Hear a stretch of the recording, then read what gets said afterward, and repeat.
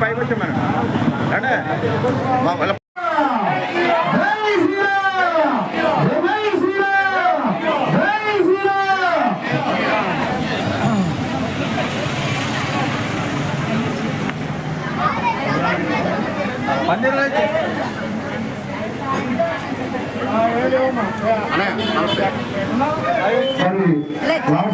తలంబరాల కార్యక్రమం దాకొచ్చింది. వీళ్ళందరూ కూడా స్వామి వారిని దర్శించుకుని ప్రసాదాలు తీసుకురావాల్సిందిగా కోరుతున్నాం.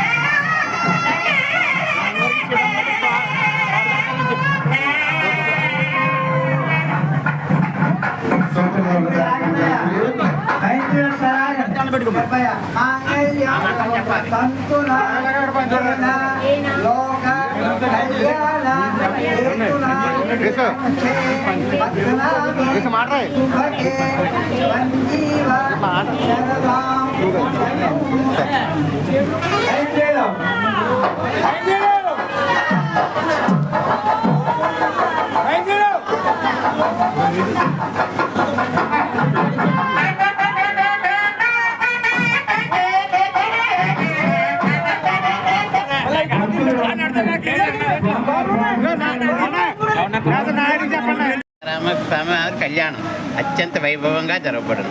లక్ష్మీ జనార్దన స్వామి కళ్యాణం అత్యంత వైభవంగా జరపబడును. శ్రీ వెంకటేశ్వర స్వామి కళ్యాణం అత్యంత వైభవంగా జరపబడును. కళ్యాణం సేవోత్సవాలు అన్నీ జరుగుతాయి. రేగిశెట్టిపాలెం గ్రామంలో మా చిన్నప్పుడు శ్రీరామనవమి అంటే చాలా అద్భుతమైన అతి వైభవంగా జరిపే కార్యక్రమం. నాడు గ్రామ పెద్దలు రైతన్న వర్త సంఘం పేరు చెప్పిన దీన్ని కార్యక్రమాన్ని నిర్వహిస్తుండేవారు. గుడి ప్రాంగణంతో పాటు సుమారు రోడ్డు మీద 1 కిలోమీటర్ల మేర చలువు పందిళ్ళు ఏర్పాటు చేసి, అలాగే నాడు వైభవానికి సంకేతంగా కాగితాలతో కూడిన బుట్టలను ఏర్పాటు చేసి ఎంతో అందంగా ఆనాడు మనకి ఇక్కడ కార్యక్రమం నిర్వహించేవారు. అద్భుతమైన నాటకాలు వేసేవారు. మా గ్రామంలో సురభి నాట్య మండలి వారిచే అద్భుతంగానే, అదేవిధంగా సినీతారులు నాగభూషణ్ గారు, పద్మనాభం గారు, చలం లాంటి వారు కూడా మా స్టేజీల మీద ఈ గ్రామంలో యాక్ట్ చేసిన సందర్భం మా చిన్ననాటి చూసాం. అంతేకాకుండా రోడ్డు ఇరువైపులా తెల్లవారులు వివిధ ఆహారపు దుకాణాలు, సోడా కొట్లు ఉండేవి.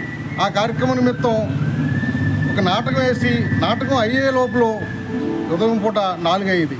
అంతేకాకుండా జానపదం, పౌరాణికం, సాంఘికం అనేక నాటకాలని వేసిన సందర్భాలని ఈ సందర్భం గుర్తు చేసుకుంటే చాలా ఆనందంగా ఉంటుంది. నాడు ఉదయం 8 గంటలు ప్రారంభించి సాయంత్రం 10 గంటల వరకు కూడా నాట్య కళామణులు నాడు ఆ రోజుల్లో వారు అద్భుతమైన ప్రదర్శనలు ఇచ్చేవారు.